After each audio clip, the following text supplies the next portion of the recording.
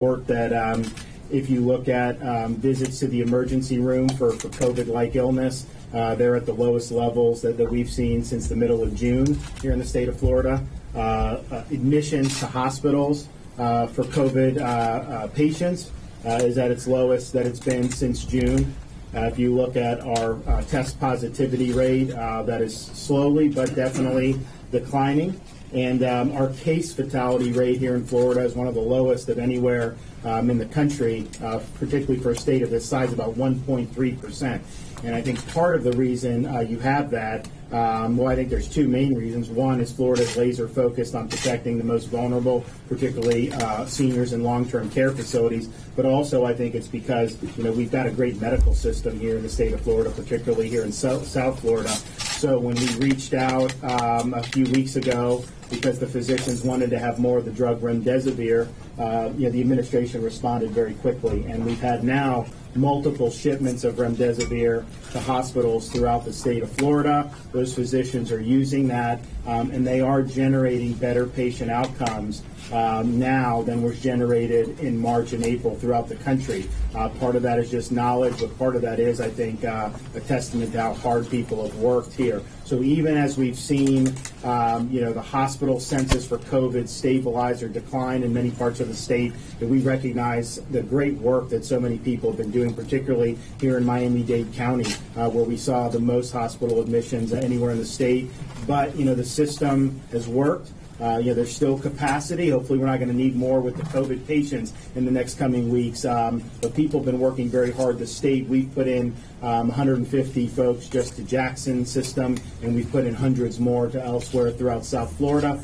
So we're here to help. We're going to continue to do it. Today is really special because I think that this comes on the heels of so much that you've done in Florida. But now with these clinical trials, we're really looking forward to what the University of Miami can contribute to this very, very important thing. So, Mr. Vice President, thank you for the continued support that you've given the state of Florida, the task force, the president, all the cabinet secretaries. Anytime we've called, y'all have sprung into action. And the people of Florida, I think, understand that. But I'm happy to remind them that, and happy to be able to welcome you yet again here to the state of Florida. Well, thank you, Governor DeSantis, and I know I speak on behalf of the President, and I express our appreciation to you, to Lieutenant Governor Jeanette Nunez, and your entire administration for the strong and steady leadership that you've provided for the people of Florida over the past 4 months, but most especially over the challenging days through which Florida is recently passing.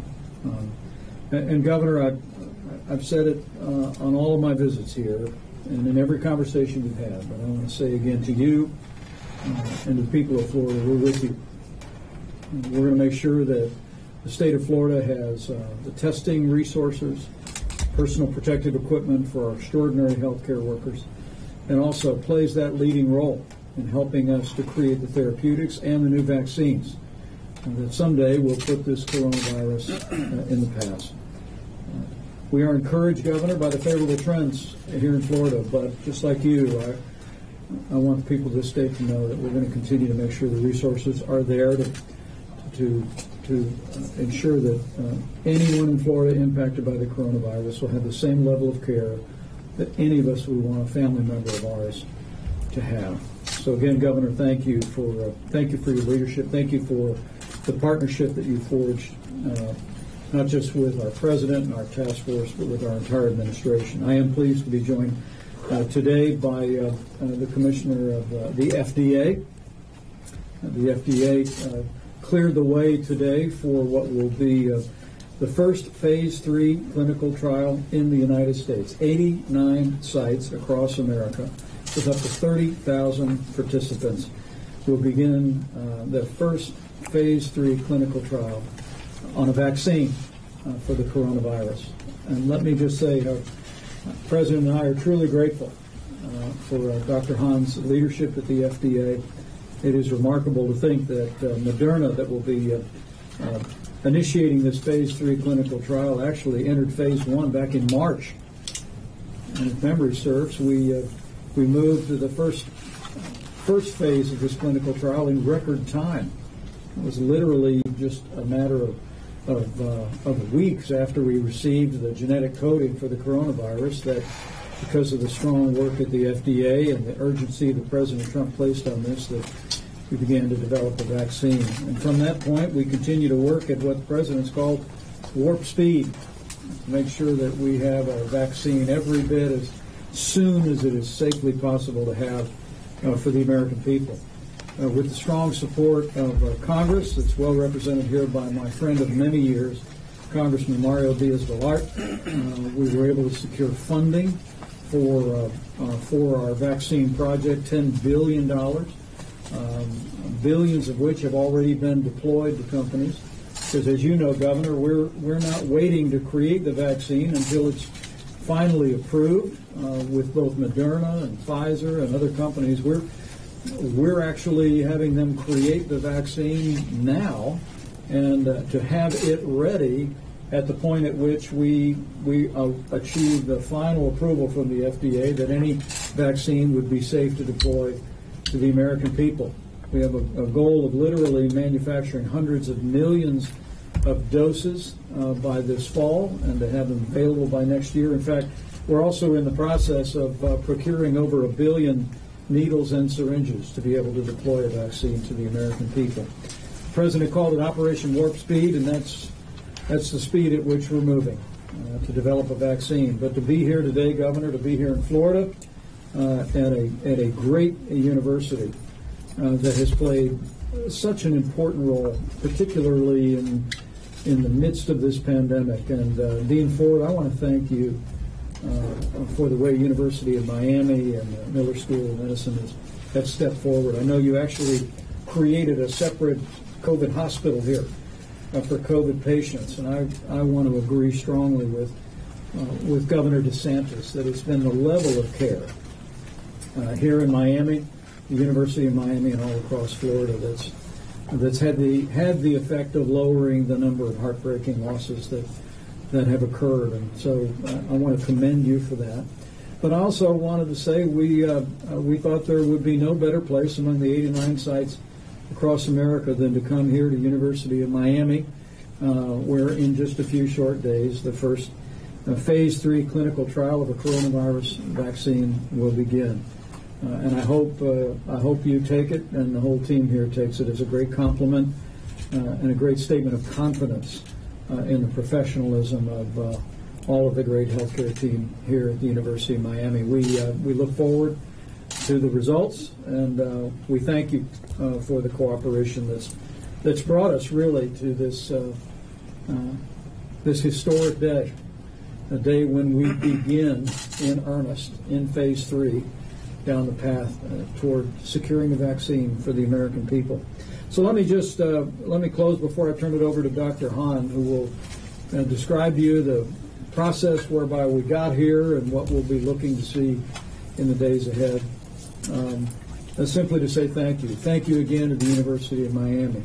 Thank you to Moderna for the urgency and public spirit that this company has brought to this effort, as so many other companies have brought to the development of vaccines and therapeutics. I want to thank Congressman Diaz-Balart and, frankly, members in both political parties who've made the resources available for us to meet this moment. I also want to say thank you to two other folks. First is to Governor Ron DeSantis for that steady leadership you've provided for the people of the state of Florida. You and your whole team have been there for the people of this state. I want to especially commend you for your efforts to come alongside people in long-term care and in nursing homes. It was here in Florida that we saw early efforts to make sure that we had the testing, that we had the supplies to see to our seniors. I want to thank you. Thank you for those early efforts. They were truly an example to the nation, and we know saved lives, and will continue to. And lastly, I just simply want to say thank you to all the Americans who have volunteered to participate in this phase 3 clinical trial.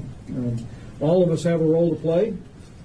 Wash our hands, practice personal hygiene, wear a mask every time that it's indicated or where social distancing is not possible. But As we sit here today, 30,000 Americans have stepped forward all across the country to participate in the vaccine trial, and we also have clinical trials that are taking place in therapeutics and in other vaccines. And so to each and every American who has volunteered to participate in these and other trials, on behalf of the President, on behalf of the grateful nation, we say thank you. But let me urge anyone that would like to participate in this clinical trial here in Miami or anywhere across the country, you can go to clinicaltrials.gov. That's clinicaltrials.gov, and find out a way that you can do more than your part to help us reach that day that we put the coronavirus in the past. So with that, I'll turn it over to Dr. Stephen Hahn, the Commissioner of the FDA, and I very much look forward to our conversation with all the great healthcare leaders, and thank you, Governor, again, for hosting us today. Thank you, Mr. Steve? Vice President. Thank you, Governor DeSantis and Dean Ford. Really appreciate the warm welcome, and my medical colleagues here who are on the front lines taking care of patients very much appreciate it. And thank you for what you're doing to help us get a vaccine to the American people and folks around the world. I want to second what the Vice President said in terms of the heroes here are the folks who are volunteering to be participants in the clinical trial, and they will help us get to the point where the data are available to assess the efficacy and safety of a vaccine. It's a true sign of the great American biomedical research enterprise that they're at this point, at this time, after the introduction of COVID-19 and the pandemic that we've been through. So again, just a terrific work, I think, by all Americans. Mr. Vice President, you're right, we all have a role to play, and you have done more than your share, that's for sure. At FDA, we are doing all we can to support vaccine and other therapeutic development. As you know, we have issued guidance to outline the data that we'll need to see because we have great scientists, doctors, pharmacists, nurses at FDA who will be looking at the data when they're available for the vaccine to determine its safety and effectiveness. I think it's really important, some of the components of that. One is we've specified how many people should be in the trial because we're looking at a floor in terms of the efficacy of a vaccine. We specified that participants from all walks of life, from all groups, particularly those who are typically underrepresented in clinical trials, should participate in this trial so that we have a sense of these results being generalizable. FDA scientists in our Center for Biologic Evaluation and Research will not cut corners.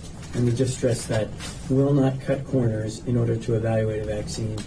And although we have gone at significant speed to get to this point, our job at FDA and our solemn promise to the American people is that we will judge based upon the data and upon the gold standard that we have at FDA regarding the safety and efficacy of a vaccine. The FDA scientists who are called the balls and strikes, they do this every day. That's what they've been doing for years. They're aware of the information that we need, and I know that the great teams, University of Miami and elsewhere around the country, will be providing those data to the FDA. And then finally, we have a really robust pipeline of therapeutics and vaccines in the United States and around the world. We're fortunate, I think Governor DeSantis and Dean Ford, you mentioned the fact that we're in a fundamentally different place than we have been years in the last couple of months with respect to therapeutics, but also the great care that's being provided. And there are more than 100 vaccines that are being looked at around the world in various stages of development. And of course, we have a number of them in-house at FDA, and we expect at least 2 additional to be in phase 3 trials within the next several weeks. So it's terrific to be here. I can assure you that FDA is on the job and that we will make the appropriate adjudication with respect to safety and efficacy. Thank you, Mr. President. Thank you, Thanks, press. Thank you all.